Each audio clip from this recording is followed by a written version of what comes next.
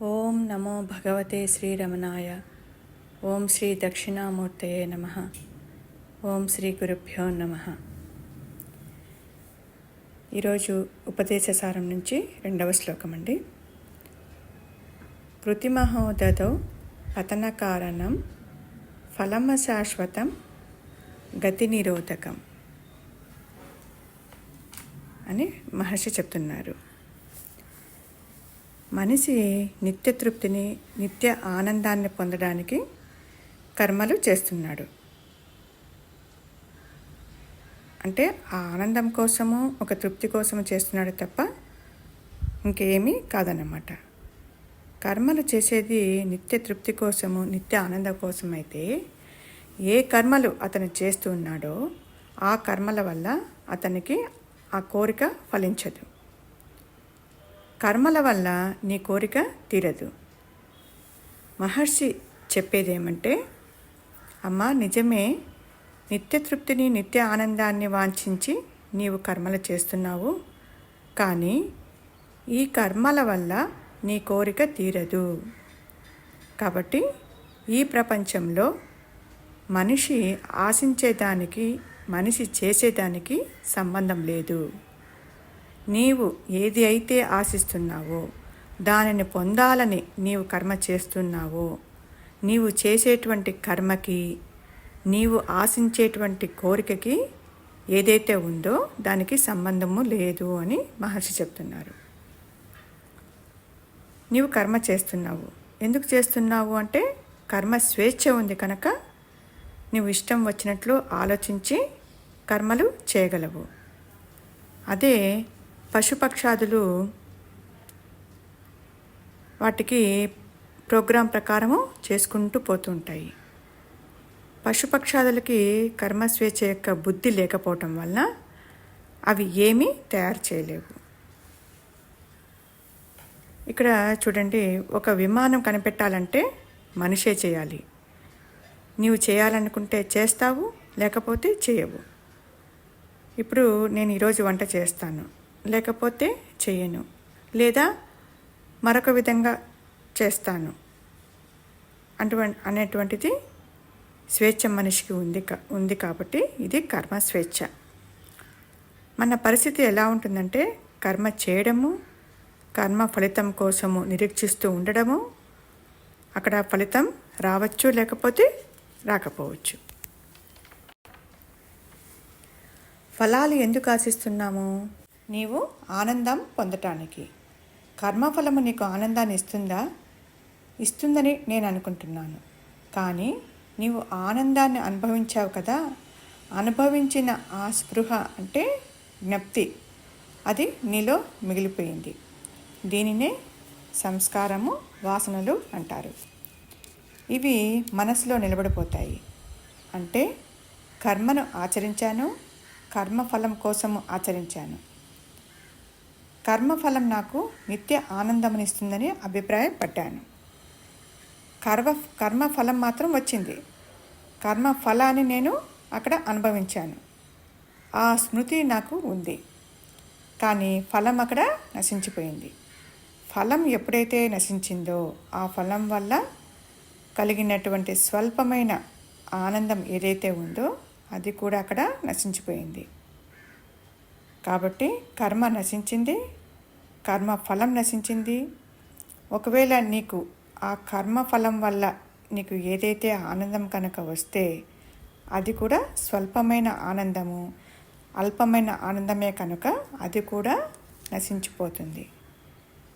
కానీ నీవు అనుభవించావు, చూచావా, ఆ సంస్కారము నీ మనసులో ఉండిపోయింది. ఆ వాసన ఏమైంది? నీలో ఉండిపోయింది. నీవు ఒక మామిడి పండు తిన్నావు. మామిడి పండు ఇలా ఉంటుంది అనేటువంటి భావన నీలో ఉంది. కాబట్టి అది మళ్ళీ నిన్ను ఏం చేస్తుంది? ప్రేరేపిస్తుంది. అది ఊరుకోదు, మళ్ళీ ప్రేరేపించి నాకు మామిడి పండు కావాలని నీకు అనిపిస్తుంది.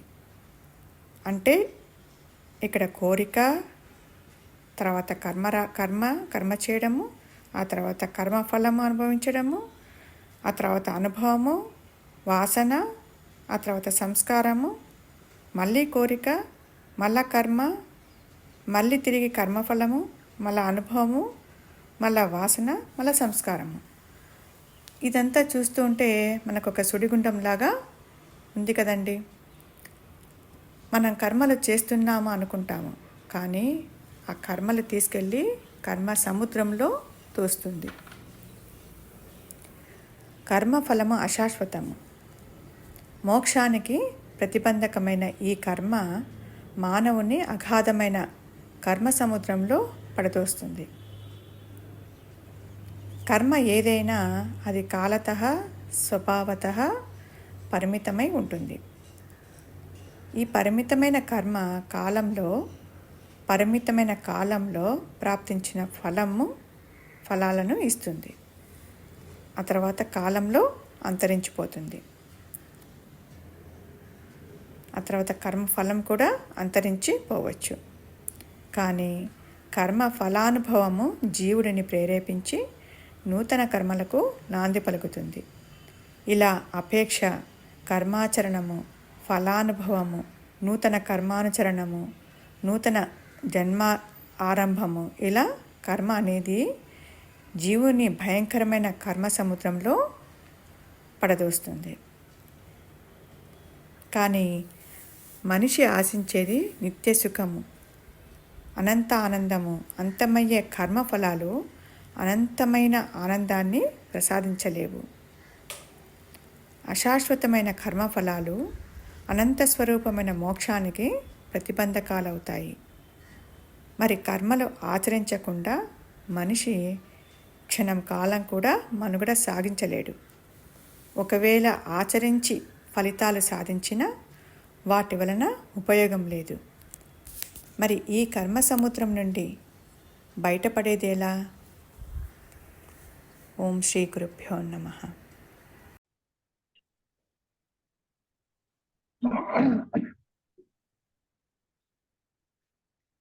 ఉపదేశ సారము 2వ శ్లోకము.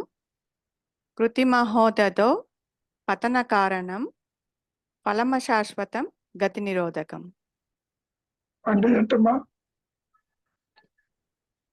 అంటే ఇక్కడ కర్మఫలాలు అనేటివి అశాశ్వతమైన కర్మఫలాలు. ఈ అశాశ్వతమైన కర్మఫలాలు కర్మ అనేటువంటి సముద్రంలో నెట్టివేసి ఆ జనన మరణ సంసారంలో చిక్కుకునేటట్లు చేస్తుంది. అంతేకాకుండా ఈ కర్మలు వచ్చేసి మోక్ష సిద్ధికి అడ్డుపడతాయి ఇవి. మరి విచారం చేయటం కూడా కర్మే కదా. అవును గురుగారు. మరి అది మాత్రం అడ్డుకోదా? ఎలా తీసుకోవాలి మనం?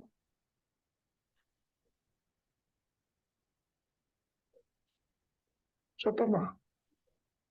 విచారణ కూడా కర్మే, కానీ అది మోక్షానికి చేసే క్రియ కదా గురుగారు. అంటే ఒక సత్యాన్ని చేసుకునే దానికి కాబట్టి. సత్యం తెలుసుకునే అవకాశం ఉంది అసలు లేదు. లేనప్పుడు సత్యాన్ని నువ్వు తెలుసుకోగలవా? తెలుసుకోలేదు. ఈ అహంకారంతో తెలుసుకోలేదు. నిన్న కూడా ఒక స్టేటస్ పెట్టాను, చూశారు కదా. ఈ రోజు పెట్టారు గురువు గారు. దాంట్లో ఏమనుంది? అహంకారంతో సత్యం తెలుసుకోలేదు. Very simple. అవును గురువు గారు. అది ఏనాడో చెప్తూ వచ్చాను. అంటే సాధన చేయటం వల్ల నువ్వు సాధించేది కాదు, అహంకారంతో తెలుసుకోలేవు, ఒక్క అనుగుణంతోనే అది ప్రకాశించాలి. అవును గురువు గారు, చెప్పారు మీరు. కాబట్టి కర్మలు కృష్ణ పరమాత్మ కర్మలు ఏమన్నాడు? ఫలితం ఇస్తానన్నాడు. కర్మకి ఫలితానికి ముక్త స్థితికి కనెక్షన్ ఏమన్నా ఉండే పోనీ? లేదు. ఫలితం నేను ఇస్తాను కాబట్టి కర్మలు మానుతాయేమో, నువ్వు కర్మలు చేయాలన్నాడు.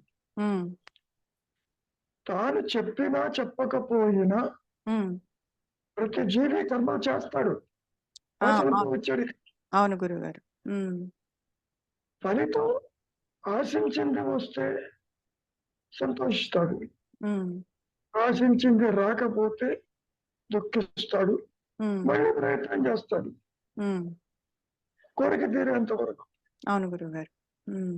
అందుకని పునర్విమరణ పునర్విజన్మ ఏర్పడుతుంది. హ్మ్. కోరికలు తీరటం లేదు. అవును. హ్మ్. తీరినా తృప్తి కలగటం లేదు. ఇంకా కావాలి, ఇంకా ఇంకా కావాలి. అనుభవించాలి హ్మ్.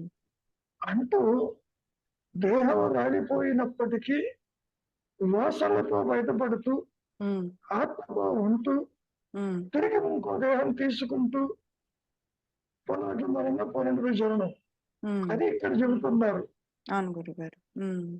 కర్మలు ఫలితాలు నిన్ను తీసుకెడుతూనే ఉంటాయి. హ్మ్. ఎందుకని? కర్మ ఫలము శాశ్వతంగా అవటంలే. అవును. అది పూర్తిగా తృప్తినివ్వట్లేదు కాబట్టి. అది పాయింట్. హ్మ్. ఇప్పుడు కర్మలు ఆచరించు. హ్మ్. ఫలితం నీకు తృప్తినివ్వటం లేదు, సంతోషాన్ని ఇవ్వటం లేదు. హ్మ్. శాశ్వతం కావటం లేదు, అశాశ్వతమై కూర్చుంది. హ్మ్. అంతవరకు దేనికి? తేనె పట్టు నాలుగు మీద వేసుకుంటే ఎప్పుడు తీయగానే ఉంటుందా? చప్పగా అయిపోయింది అది. ఆ! అవును. అవును. వాడు లేదు అక్కడ. అవును గురువుగారు.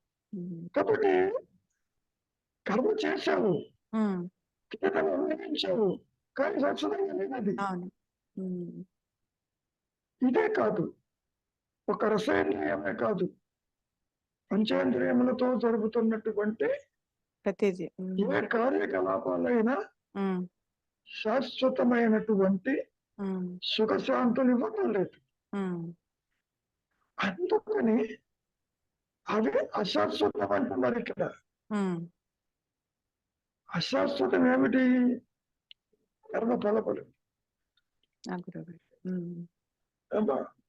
అవును గురువు. ఒకదాని తర్వాత ఒకదాని తర్వాత ఒకటి. పుట్టినప్పటి నుంచి దేహం రాలిపోయేంత వరకు కర్మలు చేస్తూనే ఉంటాడు. హ్మ్. కర్మ అంటే చూడటము, వినటము, తినటము, ఆలోచించటము, నిద్రించటము, మేల్కోవటము, హ్మ్. చదవటము, ఇవన్నీ కూడా కర్మలు. కర్మలు. హ్మ్. ఏమ్మా?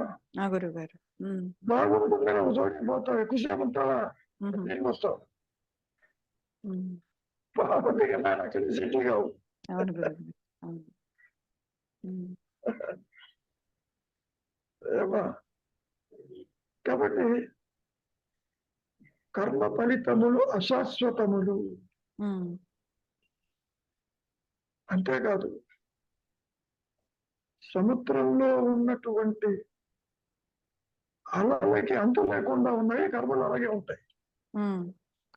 ఒకదాని తర్వాత ఒకటి, ఒకదాని ఒకదాని తర్వాత తర్వాత. ఒకటి. హ్మ్. ఇది చాలు అనే ప్రసక్తి కనపడదమ్మా. అవును గురువుగారు. హ్మ్. హ్మ్. కాబట్టి ఇక్కడ ఏమంటున్నారు? మహాసముద్రం చర్యలు హ్మ్. కర్మలు కాదు, ఫలితాలు. ఫలితాలు. హ్మ్. అవును. అశాశ్వతం పైగా. హ్మ్. ఇది బాగుంటే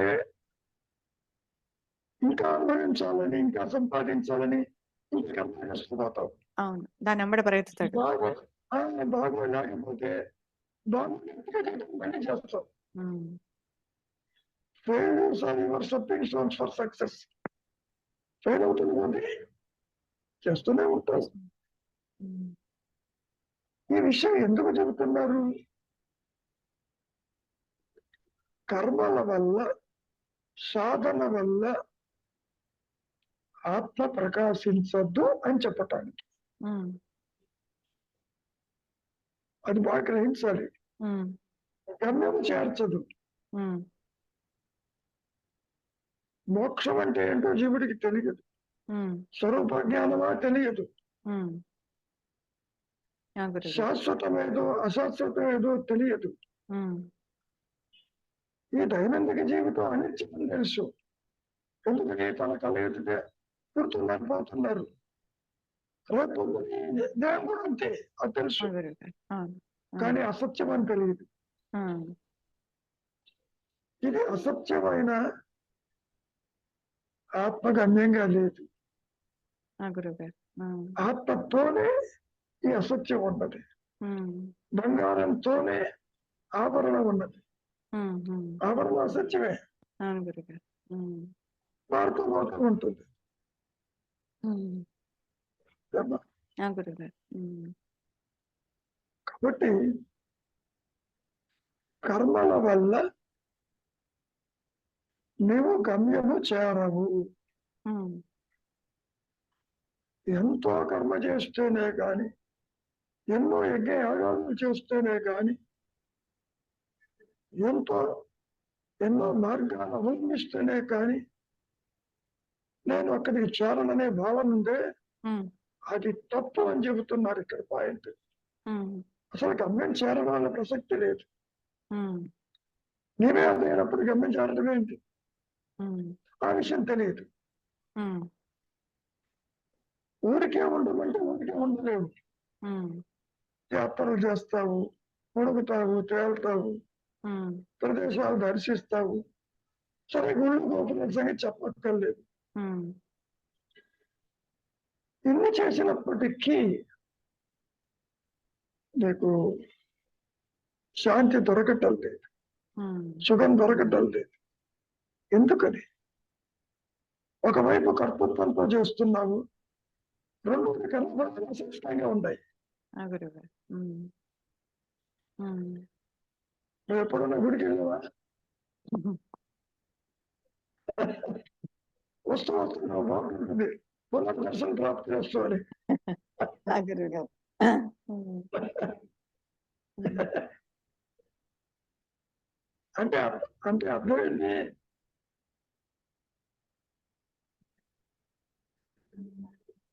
ఆగిపోయింది.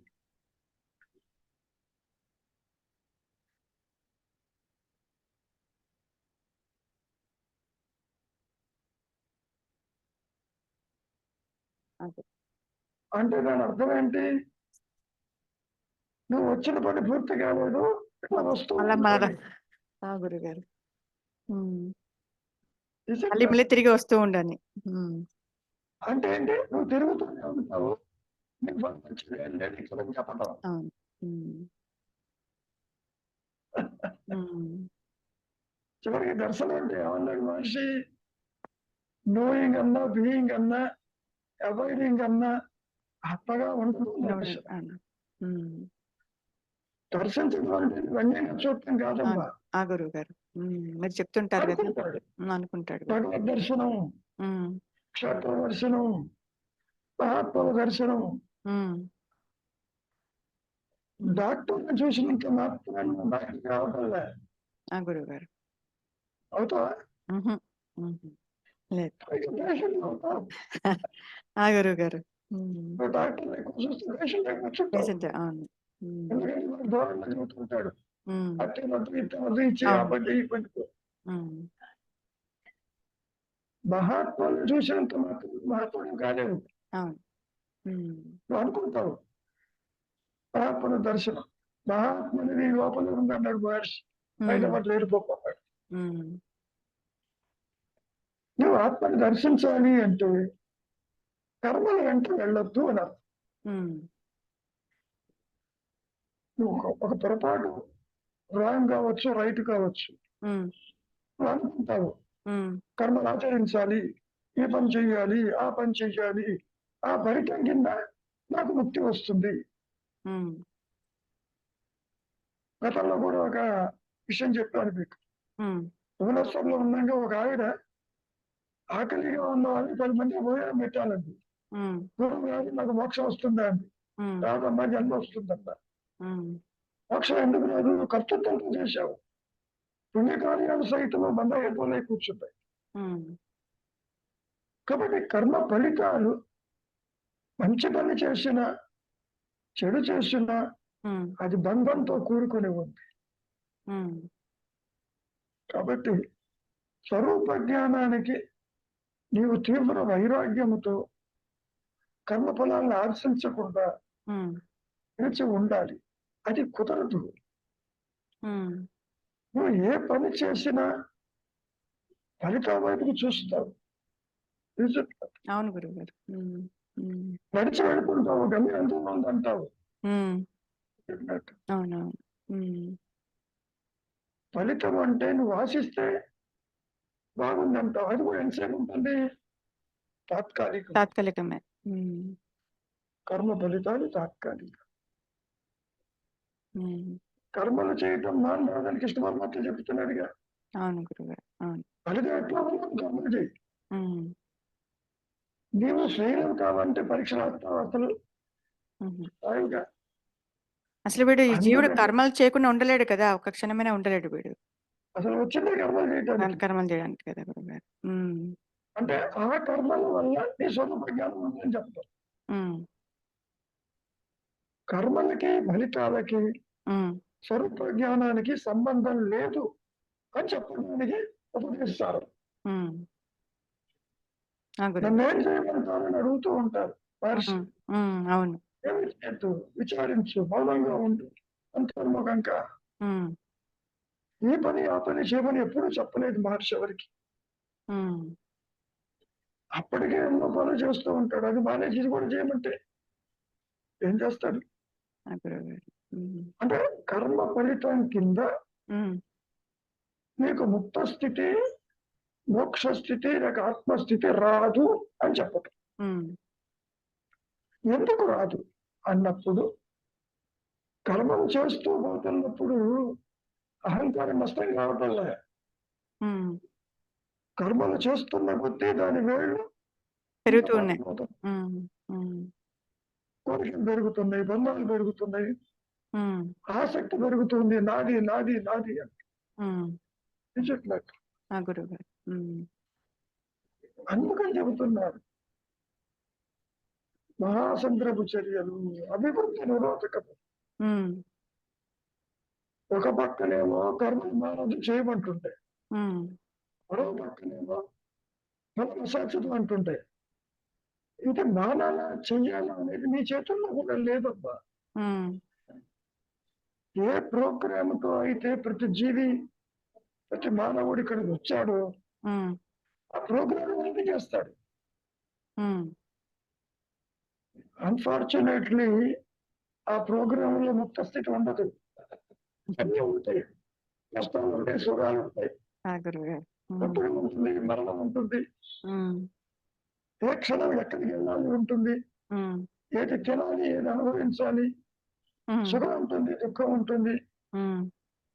క్రోధం ఉంటుంది, ఆవేశం ఉంటుంది, రోగాలు ఉంటాయి, అన్ని ఉంటాయి దాంట్లో. అవును. ఉమ్, కాబట్టి వీటి వల్ల నీకు ముక్తి రాదు అని రాదు. చెప్పారు. ఉమ్, రాదు అంటే ఆల్రెడీ ఉన్నావు. ఉమ్, ఒక్క అనుగ్రహం చేత అది ప్రకాశిస్తుందమ్మా. మరి ఉమ్. అనుగ్రహం ఎట్లా వస్తుంది? ఏ విధంగా అది ఎందుకు ప్రకాశిస్తుంది? ముందు కర్మలు మానమని కాదు, కర్మ ఫలితాల వెంట వెళ్ళద్దంటుంది. ఉమ్, ఆయన వెళ్తూనే ఉంటారు. ఉమ్, నేను ఇంత పని చేశాను, తృప్తి లేదు, ఇది చేశాను, సుఖం లేదు, ఉమ్, సంపాదించాను, అశాంతిగా ఉన్నాను, సర్వశాస్త్రాలు చదివాను, ఉమ్, శాంతి లేదన్నాడు కావ్యకండ గణపతి ముని కూడా. ఉమ్. ఇది చెప్పినట్టు. అవును అన్నారు. ఉమ్, కాబట్టి కర్మల వల్ల నీ సహజత్వానికి దూరం అవుతావని చెప్పదు. ఉమ్, ఒక పక్కేమో కర్తృత్వం, రెండోదేమో కర్మ ఉమ్. యాక్టివిటీ. ఆ గురుగారు. ఉమ్, ఈ రెండూ కలిసి నీ స్వరూప జ్ఞానానికి అడ్డు అని చెప్పదు. ఉమ్, నీ ఆలోచనే నీకు అడ్డు, నీ ప్రయత్నమే నీకు అడ్డు. నువ్వు ప్రయత్నం దేనికి చేస్తున్నావు? మౌనానికి చేయటంలే, వైరాగ్యానికి చేయటంలే, దోష దర్శనానికి చేయటంలే. ఉమ్. ఎంతసేపటికి దేహం ఉండగానే, ఉమ్, అహంకారం ఉండగానే ఉమ్, ఎక్స్ట్రాగా నీకు ముక్తి అనేది లభించాలి అని అనుకుంటాం. ఉమ్, అది కుదరదు. ఉమ్. కాబట్టి ఏం చేయాలి? ఉమ్, ఊరికే ఉండలేవు, అంతర్ముఖం కాలేవు, అది కూడా వస్తుంది దృశ్యవారితం, అది చెయ్యలేవు. ఉమ్. దృశ్యాల వెంట పరిగెడుతూనే ఉంటావు. అవును గురుగారు. ఉమ్. ఏమ్మా? ఉమ్. ఆ విషయమై ఇక్కడ మహర్షుల వారు చెబుతుంటారు. ఉమ్. 30 శ్లోకాల్లో చెప్పింది ఒకటో మాట. అవును. ఉమ్. అల్టిమేట్ గా నీవెవరివో తెలుసుకో అనేది జీవుడి చేతుల్లో లేదమ్మా. ఆ గురుగారు. ఉమ్. ఆయన చెప్పినంత తేలిగ్గా ఉమ్. నేను దేహం కాదు, నేనంటే ఆత్మని తెలుసుకున్నాను, ఉమ్. జీవితం ధన్యమైంది. ఉమ్. సామాన్యంగా గుళ్ళు గోపురాలు తిరిగితే అంటూ ఉంటారు, ఉమ్. బడి దర్శనం అయింది, ఈ జన్మకు శివరాత్రి చాలు. అది కాదు ఇక్కడ. ఉమ్. దేహాత్మ బుద్ధి అనేది నాన్ ఎగ్జిస్టింగ్. ఉమ్. దాని మీద కూడా ఒకరు అడిగితే సమాధానం పెట్టాను, చూసే ఉంటాం. ఆ గురుగారు. అవును. ఎందుకు అహంకారంతో రాదంటానికి అవును. కారణం అది లేదు కాబట్టి. ఉమ్. తర్పరచు భయభ్రాంతిలో తాను తెలుసుకోగలదా తాడుని? అవును. తాను ఎటువంటిదో ఈ జీవుడు అటువంటి దేవుడు వాడు అటువంటి ఇక్కడ. వాడు. ఉమ్. అంటే దేహాత్మ బుద్ధిని అట్టు పెట్టుకుంటూ నువ్వు ఎన్ని కర్మలు ఆచరించినా నీకు ముక్తి రాదు, స్వరూప జ్ఞానం నీకు తెలియదు. ఉమ్. మరి ఎలా తెలుస్తుంది? ఉమ్. అహంకార రహితం కావాలి. దీని పుట్టుక దీని మరణం దీని చేతుల్లో లేదు. పైగా ఆ గురుగారు. ఏమ్మా? అవును. అవును. ఒక్క అనుగ్రహం చేతులు అనుగ్రహితమైపోతున్నమాట. ఉమ్. అనుగ్రహం, ఆ. దైవమే అనుగ్రహం, గురువే అనుగ్రహం, అసలు ఉన్నదే అనుగ్రహం అన్నారు మనిషి. ఉమ్. అనుగ్రహం సామాన్యంగా ఎలా తీసుకుంటావు? సక్సెస్ అవ్వడానికి అనుగ్రహం అనుకుంటావు, ఉమ్. ఒక అనుగ్రహం అనుకుంటావు. అవును. భగవంతుడు దయ వల్ల బాగా పూర్తయింది అనుకుంటావు. ఉమ్. భగవంతుడు దయ వల్ల కాదది, నీ కర్మలో అది పూర్తయింది అంతే. అంతే. అవును గురుగారు. అవును. కర్మలో లేకపోతే ఫలితం కూడా నీకు రాదు. రాదు. ఉమ్. అయినా నువ్వు ఆపాదిస్తాడు. ఉమ్. అది కాదు అనుగ్రహం అంటే. ఉమ్. ఉన్న ఎరుకే అనుగ్రహం. ఉమ్. అది తురీయంలో ఉంటుంది తప్ప ఉమ్. అవస్థాత్రయంలో ఉండదు. ఆ గురుగారు. ఉమ్. ఎందుకు ఉండదు? గతంలో చెప్పుకున్నాగా, తెర మీద బొమ్మను చూస్తుంటే తరం చూడలేము. అవును. అవును. ఉమ్. చూసేలేము ఒకటే. ఉమ్. దేహము, సంసారము, ఇతరుల్ని, కర్మలని, బంధాలని పెంచుకుంటూ పోతున్నావు. ఉమ్. మరి నీవు మూలము ప్రకాశిస్తున్నా నీవు తెలుసుకునే తెలియని స్థితిలో ఉండవు, ఉమ్. తెలుసుకోలేవు. కారణం బుద్ధికి అందదు, మనస్సుకు అందదు, ఇంద్రియాలకు అందదు, ఉమ్. ఏ అవస్థకి అందదమ్మా అది. ఉమ్. మరి గెటింగ్ ది పాయింట్. ఆ గురుగారు, అర్థమైంది గురుగారు. అందుకని కర్మల జోలికి పోవద్దు. కాబట్టి ఏం చేస్తాడు? సరే, ఫలాన్ని ఆశించవద్దు. ఆశించకపోతే కర్మ చేయలేడే, ఉమ్. తానే చేస్తున్నా అనుకుంటున్నాడుగా ప్రతి కర్మని. అవును. ఉమ్. ప్రయత్నం చేయకపోతే ఎట్లాగు, అనుకుని ఎట్లా వస్తాయి పనులు అని అనుకుంటాడుగా. అవును. ఉమ్. నువ్వే అంటావు పని చేయకపోతే తినే ఎట్లాగని. క్షణాలంటే వంట చేయాలిగా. ఆ గురుగారు. ఉమ్. ఇవన్నీ కూడా మహర్షుల వారు ఎంత సూచించినప్పటికీ ఉమ్. ఆత్మని కర్మల ద్వారా అది ప్రకాశించదు అని చెప్పారు. ఉమ్. ఎందుకని ప్రకాశించదు? నీ స్వరూపమేగా. ఉమ్. పోని విచారిస్తే ప్రకాశిస్తుందా? ఉమ్. అంతర్మోహం అయితే ప్రకాశిస్తుందా? అంతర్మోహం ఏదని అహంకారం ఉంటావు లోపల. ఉమ్. చెడుగా ఉంటే కనపట్టలేదు, నాకెప్పుడు ఆత్మ ప్రకాశం వస్తా అంటావు. ఉమ్. ఆ గురుగారు. ఉమ్. వ్యక్తిత్వం అనేది పడిపోకుండా నీవు కర్మలు ఆచరిస్తూ ఉంటావు. కర్మలు ఆచరిస్తున్నంతసేపు వ్యక్తిత్వం పడిపోతుంది. ఉమ్. వ్యక్తిత్వం పడిపోకుండా ఉంటే ఆత్మ ప్రకాశం ఉన్నా నీకు తెలియదు. ఉమ్, వ్యక్తిత్వం అనేది అడ్డు తొలగించే ప్రయత్నంగా ఉంది. ఉమ్, ఈ అడ్డు తొలగించే ప్రయత్నం ఎప్పుడు జరుగుతుంది? చింతా విహీనంతో జరుగుతుంది, వైరాగ్యంతో జరుగుతుంది, ఉమ్, ఆలోచన రాని స్థితిలో జరుగుతుంది. ఇప్పుడు ఒక క్యాలెండర్ ఉంటుంది, ఉమ్. అది ఎప్పటికైనా పడిపోతుంది, పట్టు చికెన్ పడిపోతుంది. అవును గురుగారు, అవును, అవును. ఉమ్, ఇక్కడ కూడా ఆలోచన లేని మనస్సు అదృశ్యమైపోతుంది. ఉమ్,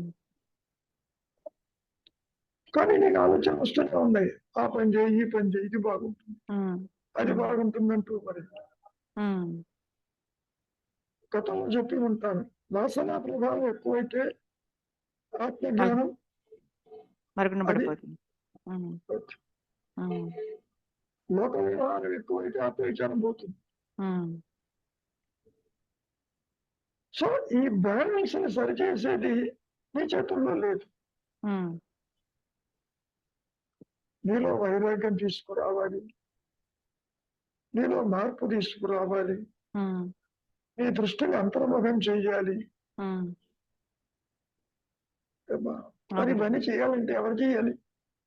ఆ అవచత శక్తి చేయాలి. చేస్తుంది. ఉమ్, That's all. ఉమ్, అందుకని శరణాగతి. ఉమ్, శరణాగతి అన్నా, వ్యక్తిత్వ నాశనం అన్నా, నిష్కామ కర్మ అన్నా, సన్యాసం అన్నా, పరిమితమైన జీవ భావన తల ఎత్తకపోవటమే అక్కడ ఉంటుంది. ఉమ్, ఇవన్నీ చెప్పుకోవటానికి. ఉమ్. అసలు జరిగేది మాత్రం ఆత్మ డిసైడ్ చేస్తుంది, ఉమ్. ఉచ్చతర శక్తి డిసైడ్ చేస్తుంది ఆ ఏ గురుగారు. విధంగా చెయ్యాలి అని. ఉమ్, అందుకని పవిత్ర గ్రంథాల్లో ఉండదన్నాడు, ఉమ్, గురువు అందించడన్నాడు, ఇతరుల నుంచి రాదన్నాడు, ఆకాశం నుంచి ఊడిపడదన్నాడు. ఏది? ఆత్మజ్ఞానం. ఉమ్, ఎంత చెప్పినా అమ్మా, అది నీవేను అని చెప్పినప్పటికీ ఉమ్. నాకు తెలియడం లేవే అంతా వెంటనే. అవును. ఉమ్, Is it that? అవును గురుగారు. ఆత్మ ప్రకాశించే సమయానికి ఉమ్, కొత్తగా వచ్చినట్టు అనిపించదు. ఉమ్, ఇది ఇంతకు ముందే ఉంది కదా, నేను అనవసరంగా ఇదంతా సత్యం అనుకుంటూ పరిగెత్తాను ఉమ్, అని ఆ పెద్ద బీజ మనస్సుతో, ఆ ప్రకాశంతో ఏమవుతుంది? ఈ మనస్సు వేయించిన గింజ కూర్చుంటుంది, మనస్సు ఉమ్, ఉంటుంది. ఉమ్. దేవానికి ఎక్స్పైరీ డేట్ ఉందిగా, ఆ ప్రారంభం, గురుగారు. పిటికల ఆ, ప్రారంభం. చెప్తుంటారు. ఉమ్, ఉమ్, అలా అనిపిస్తుంది. జీవుడి చేతిలో ఏదీ లేదు. ఉమ్. మాయలో చెప్పుకోవటానికి నువ్వు ఆ పని చేయి, ఈ పని చేయి, ఇది బాగుంటుంది, అది బాగుంటుంది. ఏమ్మా? ఆ గురుగారు. ఉమ్, భక్తిలో కూడా 40 భక్తులు చెబుతూ పూర్ణ శరణాగతం చివరికి చెప్పారు. ఎందుకని? అందరితో ఆగిపోతే ఏమైంది? ఉమ్, ఇంకా మిగిలి ఉంటుంది అహంకారం. ఉమ్. శరణాగతి అంటే అహంకార రాహిత్యం, కర్తృత్వ రహితం. ఆ గురుగారు. ఉమ్, కాబట్టి మనం చెప్పుకున్నంత తేలికగా ఆత్మజ్ఞానము ప్రకాశించద్దు. ఎవరినైతే చూస్ చేస్తుందో, ఉమ్. త్రిపురారహస్యంలో చాలా స్పష్టంగా చెప్పడం జరిగింది. అవును గురుగారు, అవును. ఎన్నుకుంటుందో. చూస్ చేయడం అంటే ఏంటి? I only in family for one, family for one ఉంటారు, అందరికీ కుదరదు అది. ఆ గురుగారు. ఉమ్, ఐ ఓన్లీ వన్. మాయలో ఎవరు చెప్పలేరు ఆ విషయం, ఎందుకు అని. ఉమ్, ఎవ్రీథింగ్ ఈజ్ పర్పస్ ఓరియంటెడ్.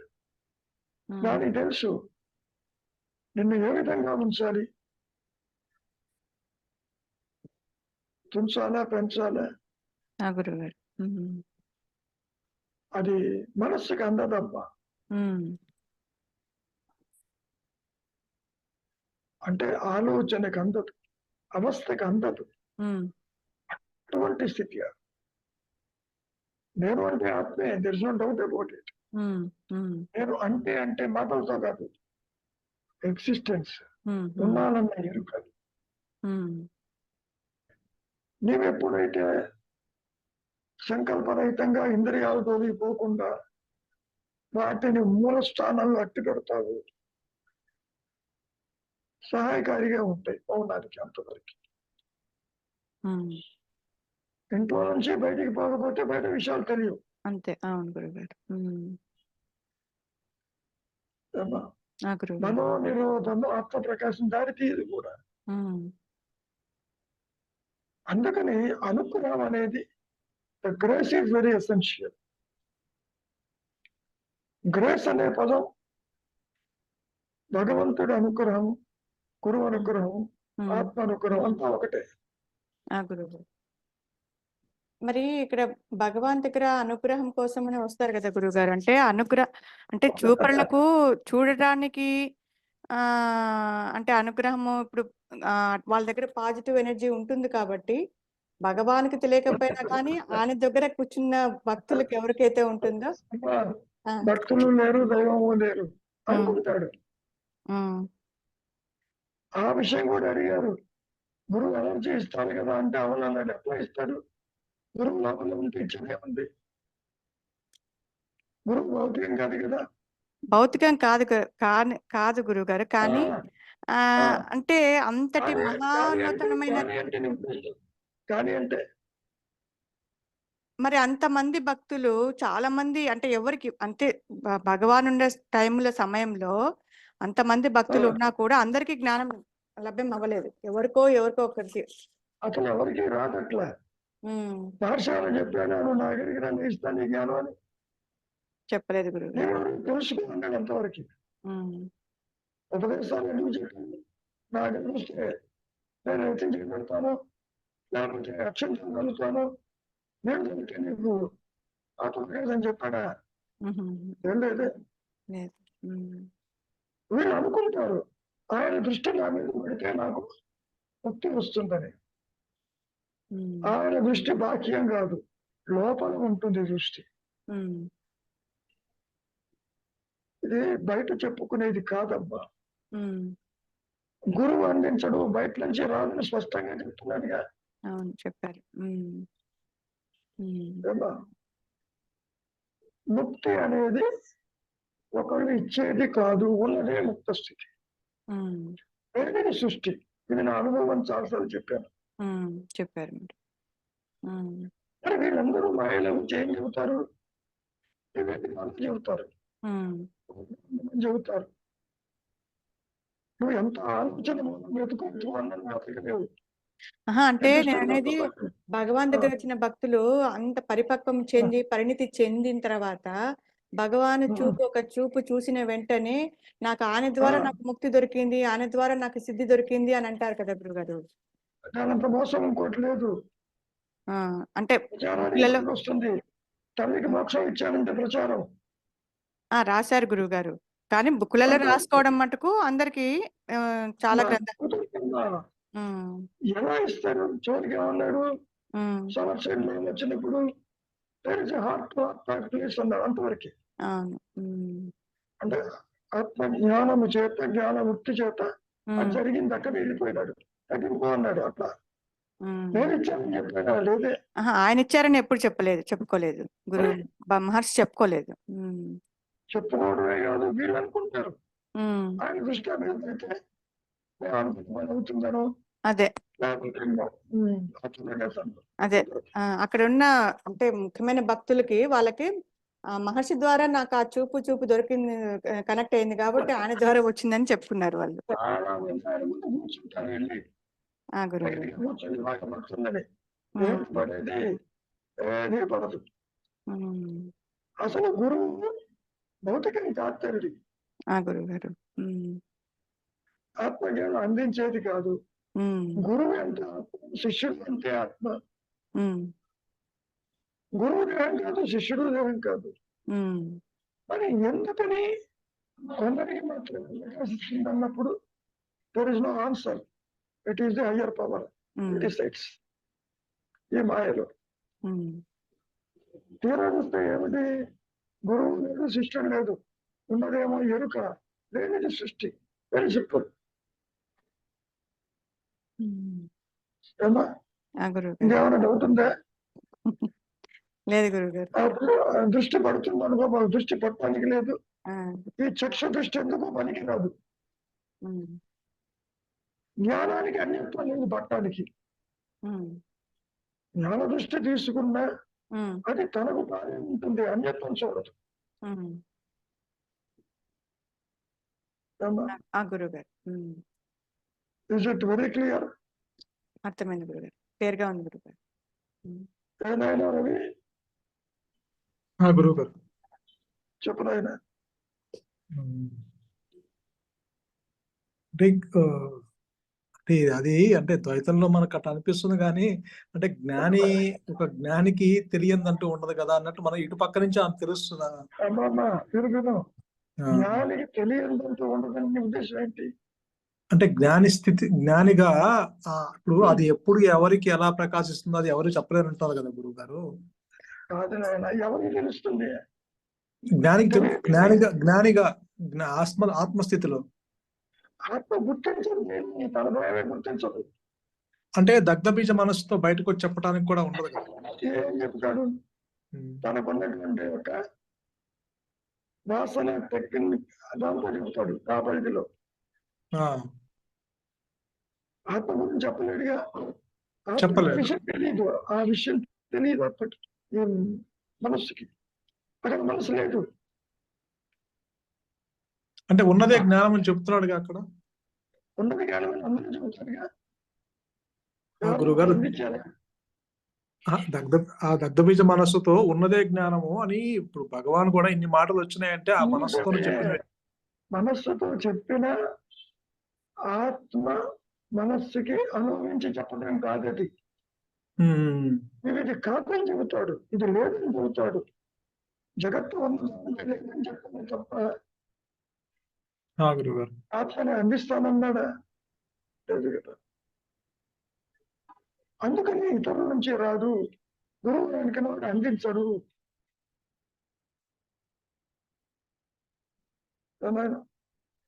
గురుగారు అంటే అది అర్థమవుతుంది కానీ ఏంటంటే ఆ జ్ఞాని ఆత్మ జ్ఞానిగా ఉన్నప్పుడు లేదు నాయన. అజ్ఞాని లేడు, జ్ఞాని లేడు నా దృష్టిలో. దేవత్వ గుర్తి నేనే దేవం అనుకుంటే అజ్ఞానం లేదు. నేను ఆత్మ అనుకుంటే ఆయన అజ్ఞానం మరి అనుకుంటున్నాడుగా. అనుకునేవాడు అది ఉన్నది జ్ఞానం. ఎస్, ఉన్నది జ్ఞానం అని ఎంత చెప్పినా ఈ మాయలో